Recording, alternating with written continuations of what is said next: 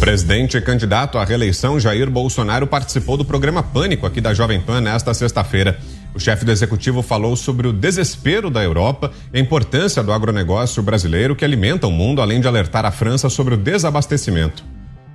Agora estão nos procurando, que nós demos um grande passo para o acordo Mercosul-União Europeia em 2019 e depois resolveram bater na gente para a questão aí ambiental e agora em desespero, porque a fome está chegando lá, já é desabastecimento, inflação de alimentos está lá em cima e eles vão passar fome, infelizmente, ainda no corrente ano e querem acelerar esse comércio, né? União Europeia e Mercosul. Estão vendo o Brasil como uma solução para sanar a fome deles, porque tem um problema lá com a Ucrânia que de uma hora para outra pode sair mais nada, as pouca coisa tem saído da Ucrânia, pode não sair mais nada. E olha, senhor Macron, o inverno está chegando, vai ser muito pior. Sobre as invasões do MST, detalhou as ações de seu governo para reduzir conflitos e fortalecer os produtores rurais. Se começar lá atrás, com o Fernando Henrique Cardoso, 8 anos de governo dele, tivemos em média uma invasão de terra por dia. Nosso governo passou a ser 4 por ano. A diferença começa por aí. O que nós fizemos pelo agro? Fizemos também pela população de maneira geral, com questão da arma de fogo. A arma de fogo é seu legítimo direito à defesa. Facilitamos por decreto e portarias a posse e porte de arma de fogo. Também tivemos os CACs, nós dobramos o número de CACs, colecionador, atirador e caçador, já estamos chegando a 700 mil. Quanto mais armada a população de bem estar, mais difícil ela é de ser abusada por parte de marginais. E comentou ações de combate à violência para melhorar a segurança pública. Eu entendo, quanto mais armas nas mãos desse cidadão de bens, diminui a violência em nosso país. Então, paralelamente a isso, também a Polícia Federal e a Polícia Rodoviária Federal, além de ter aumentado o número de operações de forma crescente, tem apreendido mais armas, mais numerários, cocaína, maconha. Isso vem colaborando no meu entender. Alguns estados, logicamente, têm colaborado com a sua respectiva Secretaria de Segurança. Nós, por exemplo, mandamos muito dinheiro para estados, para todos, sem olhar a coloração partidária daquele governador, para que se compre material, né? Viaturas, colete, armas, etc. Então, acho que isso tem colaborado bastante para diminuir a violência. O presidente também voltou a falar sobre a necessidade de governar com a maioria dos partidos e dos votos contrários da oposição para a concessão de benefícios sociais. Não tem como você não governar sem os partidos de centro. São mais ou menos 300 votos, de um total de 513, você não aprova absolutamente nada lá. Só com o pessoal não dá não, presidente? Só com o pessoal não dá não? É que não dá mesmo, eles não votam nada. Eles, inclusive, né, você pode ver, quando nós votamos aí no Senado a PEC para botar um teto no ICMS, o PT votou o contrário. Saneamento básico. Saneamento básico. Na Câmara também, quando ela estava buscando uma alternativa para passar para R$400 o Auxílio Brasil, porque teve inflação, sim, a média era R$190, média, tem a gente que ganhava R$80 por mês, e queriam passar para 400 no mínimo. E tínhamos que negociar os precatórios. O PT todo votou contra. Eles ficam indignados quando você tenta ajudar os mais humildes, que ele considera os mais pobres como deles. Então, para você, alguns dos trechos dessa longa entrevista que concedeu hoje o presidente Jair Bolsonaro aqui à Jovem Pan News, esteve mais cedo aqui nos nossos estúdios participando do Pânico, e daqui a pouquinho a gente traz mais trechos, mas para abrirmos então já o programa de hoje, a gente começa com o Diogo Schelp e as suas primeiras considerações. Tudo bem por aí, Schelp? Boa noite. Boa noite, Vitor. Boa noite, Augusto, Ana Paula, Fiuza, Zé Maria. Boa noite a todos que nos acompanham. Pois é, eu queria destacar esse trecho, o primeiro trecho que foi apresentado aí da entrevista, dessa conversa do presidente, que é a questão da União Europeia, da Europa, da França, da questão dos alimentos, né? Recentemente, o ministro da Economia, Paulo Guedes, falou que, em conversa com empresários, falou que daria uma banana para a França, já que o comércio do Brasil com a China estava bombando e com a França vinha decaindo. E, de fato, não só com a França, mas também com a União Europeia como um todo, o Brasil, a relação do Brasil com a China comercial, se tornou muito forte já no governo Lula, quando a China passou os Estados Unidos como principal parceiro isolado comercial do Brasil. E desde então a China só vem crescendo. E interessantemente, justamente nos últimos anos, ali desde Temer, início de governo Bolsonaro, a China passou também à União Europeia, né? E a curva é realmente impressionante. É evidente que, do ponto de vista de comércio, o que interessa para o Brasil é ter uma diversificação de parceiros comerciais, né? E se ele traz essa informação, que é bastante interessante, o presidente traz essa informação de que agora a União Europeia, os europeus estão mais propensos a aprovar o acordo Mercosul-União Europeia, justamente pela necessidade, né, de ter acesso aos alimentos, às commodities agrícolas, é um ótimo momento para aproveitar e pressionar para que esse acordo seja realmente aprovado lá na Europa e seja colocado em prática, porque é algo que é muito benéfico para os negócios brasileiros e é algo que pode estar em risco em um próximo governo, dependendo de quem venha a ocupar o Palácio do Planalto no ano que vem, porque já há propostas aí de rever esses acordos, renegociar alguns pontos dele, né? A União Europeia, ou mais especificamente alguns países como a França, colocaram mesmo empecilho ao acordo Mercosul-União Europeia por causa do protecionismo agrícola. É o caso da França, claramente, que usou, né, a alta no desmatamento na Amazônia como desculpa para fazer aí um proselitismo, digamos assim, em relação a isso. A gente lembra cenas, por exemplo, na Europa, também na Alemanha, de pessoas, ativistas, colando adesivos nas carnes com rótulo brasileiro, dizendo que aquilo era fruto de desmatamento, o que era um absurdo, porque a maior parte das carnes que são exportadas lá para a Europa não vem da região amazônica, vem do sul, né? Então, essa demagogia realmente existiu. E se o presidente traz essa informação de que agora eles estão propensos a aprovar esse acordo, é hora de aproveitar. Vamos ouvi-lo também, Guilherme Fiuza. Boa noite, Fiuza. Boa noite, Vitor. Boa noite a todos. Olha, eu vou falar da entrevista em si, né, do evento entrevista, porque os indicadores, né, coitados, né, os catastrofistas, as cassandras ficam brigando com os números. A gente vê um governo que não é uma maravilha, nem é um desastre, um governo que tem uma boa gestão macroeconômica, que tem liberdade. Então, não é isso que tem que ser discutido aqui. O que realmente me chama muita atenção, assim, de forma completamente fria, isenta, é esta cena. O presidente da República, no final do seu mandato, indo a um programa importantíssimo, que é o Pânico, né? O Emílio Surita é um democrata, não tem alinhamento nenhum, é uma pessoa que fala reto, é um programa muito importante por isso e irreverente também. Está aí o presidente da República, no estúdio, do lado dos outros, sem terno e gravata, falando sobre o governo dele, se mostrando afável, né, na chegada à emissora, aberto, gosta das pessoas. Isso aí é muito doloroso para essas pessoas que ficaram aferradas a uma caricatura.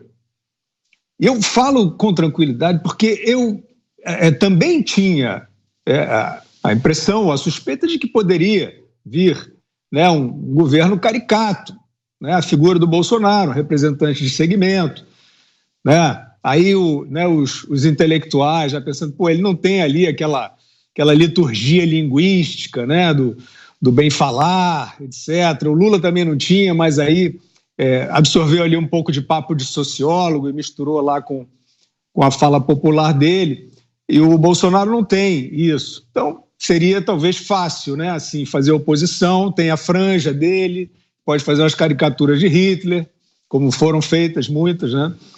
Só que isso não aconteceu. Eu estava esperando para ver o que seria, não apostava, né? Achava que o Paulo Guedes pudesse ser um aventureiro, e nada disso aconteceu.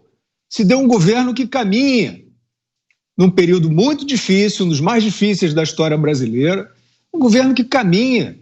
E os ministérios não estão se desmanchando, como acontece muito em final de mandato. mesmo nos momentos, governo Fernando Henrique, primeiro mandato com Plano Real, no final ali, já do primeiro mandato, já tinha uma fadiga de material enorme. O governo Sarney nem se fala, Collor, Lula, enfim, foi aquilo que a gente viu, aquele assalto fisiológico a todas as instituições. Então aí, os ministérios de desenvolvimento regional inaugurando obras, o Ministério da Infraestrutura com resultados inquestionáveis, e está aí o presidente num estúdio, num programa popular, mas visto por todas as classes, visto também por intelectuais, todas as classes, está aí prestando contas, falando abertamente. Isso aí é democracia, né? Eu já disse aqui, não tem nenhum interesse em fazer uma tintura sobre isso. Não me interessa o partido, não me interessa o nome, não me interessa nada disso. Interessa o que está sendo feito lá, né, na gestão do país, porque é isso que vai afetar a minha vida, a nossa vida. É uma gestão boa, razoável para boa, né, em vários aspectos. O país tem indicadores superiores à média mundial, muito superiores. Isso é inquestionável. Então, eu tenho pena, o registro que eu quero fazer é o seguinte, eu tenho pena dessa quantidade tão grande de pessoas capacitadas, esclarecidas, que ficaram penduradas nessa caricatura. Ficaram, né, apostando nesse cavalo errado. E aí surgiu, né, esse vácuo institucional de oportunistas ricos, né, cheirosos, etc. E todo mundo foi aderindo, fingindo que o governo Bolsonaro é um governo fascista e autoritário. Eu quero perguntar, assim, sem nenhum desafio, volto a dizer, a minha observação é fria. Quem é que viu um presidente da República, a essa altura do mandato, andando por onde quiser, sendo bem recebido em todos os lugares que vai, por multidões, indo ao estúdio? Eu vou comparar com o Lula, mas o Fernando Henrique também não fez. O Fernando Henrique, depois que terminou, bem depois, ia ali no Manhattan Connection, era um movimento também interessante de um ex-presidente e tal. Mas assim o presidente, no exercício do cargo, nessa conjuntura tão conflagrada, aparecendo assim com uma audiência gigante, né? Eu acho que isso é democracia, pelo menos era. Análise agora é de José Maria Trindade. Zé que está no nosso estúdio anexo aqui, ao lado. Tudo bem, Zé? Boa noite. Hoje isso aqui parou a Paulista, viu? Foi uma movimentação muito intensa. Boa noite, meu caro Vitor. Boa noite, Fiuza. Muito boa noite, Ana. Boa noite, meu compadre Augusto. E boa noite a você, Diogo Schelp. Olha, esta demonstração de força do presidente Jair Bolsonaro é impressionante. Todo lugar que ele vai, ele arrasta multidões mesmo. Às vezes ele desce de helicóptero numa incerta, né, sobre um determinado local que nem avisou, rapidamente enche. Isso aí é o sinal de carisma, é o sinal de popularidade e pronto. Essa campanha, assim, essa postura não tem nada a ver com eleição, porque a eleição está realmente dividida e aberta, ou seja, nós saberemos quem será o próximo presidente da República exatamente nesta campanha política. Isto é campanha política. A temporada de caça aos votos está aberta. E o presidente Jair Bolsonaro vem dando demonstração de que sai na frente, exatamente por esses sinais claros, explícitos de apoio popular, o que é para o seu adversário, o Luiz Inácio Lula da Silva, é impossível fazer o mesmo trajeto sem ouvir impropérios e, enfim, isso ficou muito explícito. Sobre a fala do presidente Jair Bolsonaro, é interessante quando ele reclama de uma operação autorizada pelo Alexandre de Moraes, e ele faz questão de dizer, não é da Polícia Federal, foi autorizada pelo ministro Alexandre. Queria acrescentar aí que o mundo jurídico está ressentindo exatamente essa condição. O ministro Alexandre de Moraes hoje é um líder no Supremo Tribunal Federal. Ele representa, sim, muitos ministros do Supremo, eu diria até maioria, está protegido. Mas lá dentro do Supremo Tribunal Federal e no Ministério Público, houve a tal lâmpada vermelha acesa. É o sinal de que algo está errado. O mundo jurídico está exatamente reclamando de que ele, desta vez, exagerou. É que ele ultrapassou o sinal, né? E essa operação contra os empresários, isso dói na consciência jurídica de todos. Então, lá em Brasília, houve uma deflagração, a partir de agora, de tentativa de contornar, de ver o que vai acontecer com o Supremo Tribunal Federal. porque em cada ação dessa há uma reação contrária, em igual intensidade. Isso é lógico, é da lei da natureza. E o que está acontecendo no Congresso Nacional, fortalecendo grupos para mudar a Constituição, para dar um freio ao Supremo Tribunal Federal, ou pelo menos em decisões individuais, né?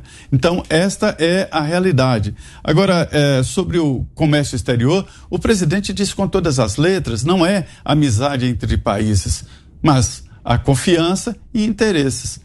O Brasil, junto com outras nações aí, depois da pandemia e da guerra da Ucrânia, acordaram. É preciso colocar limites em dependências de outros países. E ele demonstrou exatamente esta preocupação da nacionalidade.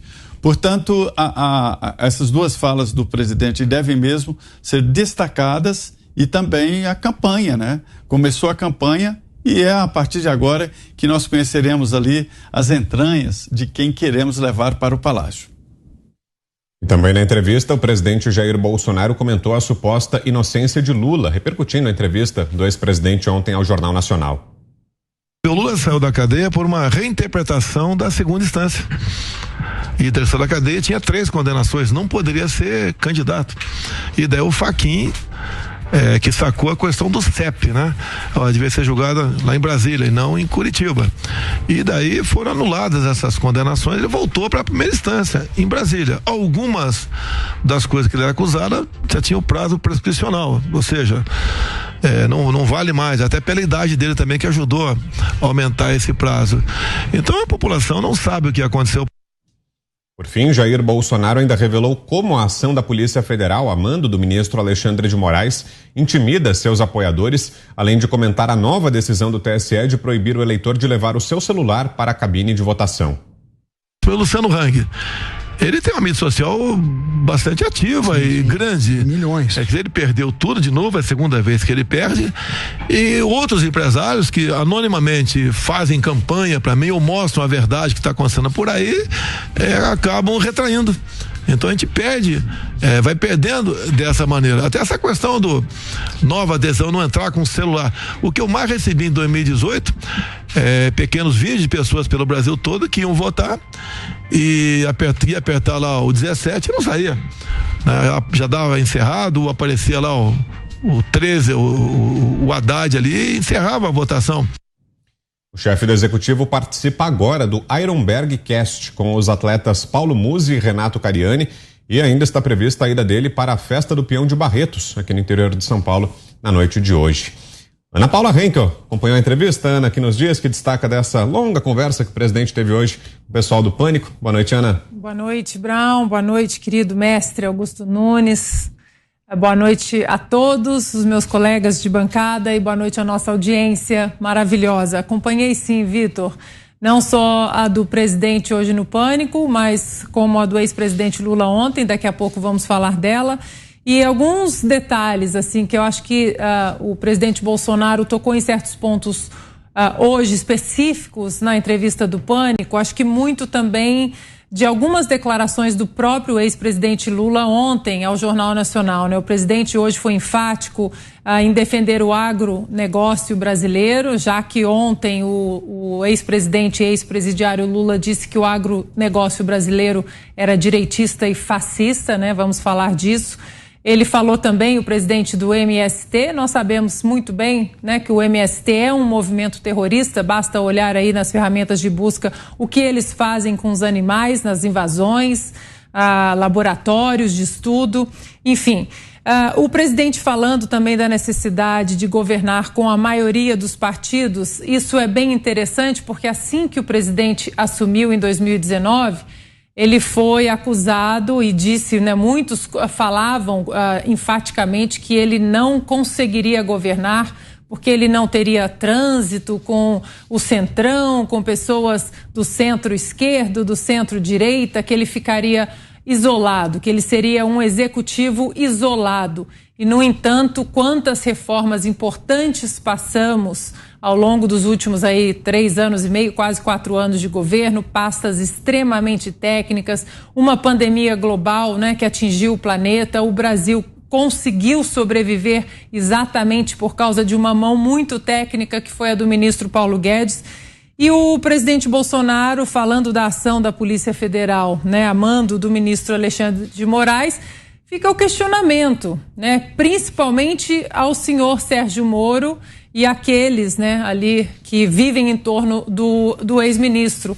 Onde está a interferência do presidente Bolsonaro na Polícia Federal? Se a Polícia Federal parece que segue muito mais o ministro Alexandre de Moraes e de maneira, né, alguns delegados da Polícia Federal, acho que a gente não pode também generalizar, existem muitos delegados, muitos agentes responsáveis e que protegem a Constituição dentro da Polícia Federal, mas onde está a interferência da Polícia Federal, né? Sendo que muitas buscas e apreensões estão sendo feitas aí ao arrepio da lei, de maneira inconstitucional. E para finalizar, Vitor, eu recebi imagens, não só daqui do prédio hoje de manhã, mas da própria Avenida Paulista, das ruas, né, aqui em volta do prédio da Jovem Pan, e é inacreditável a multidão que o presidente Bolsonaro traz. As pessoas vestidas de verde e amarelo, bandeiras do Brasil, muitas senhorinhas, né, as tias do Zap, muita gente querendo tirar foto. E essas imagens são as imagens que se tornam aí um pesadelo, não apenas para a oposição, mas para os tais institutos de pesquisa ou lojinhas de porcentagem, como muito bem coloca o Augusto. A opinião agora é de Augusto Nunes. Boa noite, Augusto. Boa noite, grande Vitor, minha querida parceira Ana Paula, meus companheiros de bancada. Boa noite a você que nos acompanha. Bom, o presidente Bolsonaro pôde finalmente falar sobre as realizações do governo e a situação econômica, né? É isso que ele deve fazer. Vem o Lula, depois falaremos dele, com aquela conversa de vocês foram felizes antes. Felizes, até descobrir o tamanho da bandalheira que ele comandou, qualquer um podia se sentir tranquilo. Depois as coisas mudaram. Tanto que ele saltou o governo Dilma. Disso a gente fala mais tarde. Vamos para o Bolsonaro. Ele pôde conversar finalmente também, sem apartes insolentes, né? E contar como é que está o Brasil. Como é que pode alguém duvidar de números?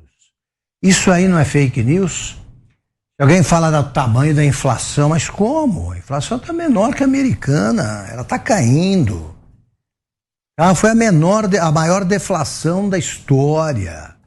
Como é que pode o pessoal fingir que não vê isso?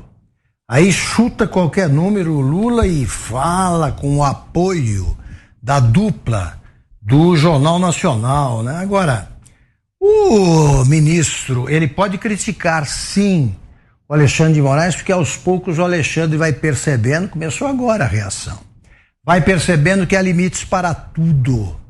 E ele passou dos limites há muito tempo. O Jair Bolsonaro é até generoso com o ministro Alexandre de Moraes. Como é que pode? Ele percebeu agora. Ele faz acusações absurdas a empresários que contribuem para o desenvolvimento do país. E aí consegue editoriais incomodados com essa história, até na Folha de São Paulo e no Estadão, nas edições de hoje. Claro, eles estão percebendo aquilo, né? Daquele poema antigo. Eles vieram, buscaram os comunistas, eu não disse nada, buscaram os judeus, eu não disse nada, buscaram os vizinhos, eu não disse nada, e vieram me buscar. Eles estão percebendo agora que o Alexandre de Moraes não tem limites. Ele vai chegar a donos de jornais, sim. Até esses donos de jornais que o bajulam, vergonhosamente. Ele vai tentar tudo. Ou se segura agora, ou, repito, ele tenta a impugnação da chapa. Ele se acha, foi aplaudido de pé, ele se acha um astro pop. Ele se acha, ele não admite ser criticado sequer no clube que ele frequenta. E é mal visto, como prova a negativa, né, aprovada pelos sócios aí, quando se colocou em votação um voto de louvor, essas coisas. Não é assim, não. Mais entidades se manifestaram hoje, entidades de classe, mais patronais, como dizem os comunistas aí, mais categorias profissionais se manifestaram, e está evidente que ele tem a maioria, o apoio da maioria do Supremo por um motivo muito simples. 7 ministros foram indicados por governos do PT. Só poderia ter o apoio, mas não tem o apoio popular. Pelo contrário, o povo defende a Constituição. Então vem o Bolsonaro e é aplaudido, ovacionado, aí, abraçado pela multidão.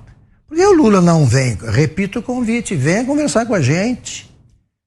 Nós vamos tratá-lo não será tratado como foi pela dupla do Jornal Nacional, né? Repito, depois falaremos dessa dupla. Mas será tratado com a educação, sim. Vamos fazer perguntas e exigir respostas, o que não houve. Né? O que houve foi uma inquisição limitada ao presidente Bolsonaro, que não pôde sequer dizer que se o PT estivesse no poder, o Brasil não teria dinheiro, mas nem para pagar o funcionalismo, que aliás diminuiu. Quando no governo Lula, o programa social Desemprego Zero para a companheirada foi o mais bem sucedido da história.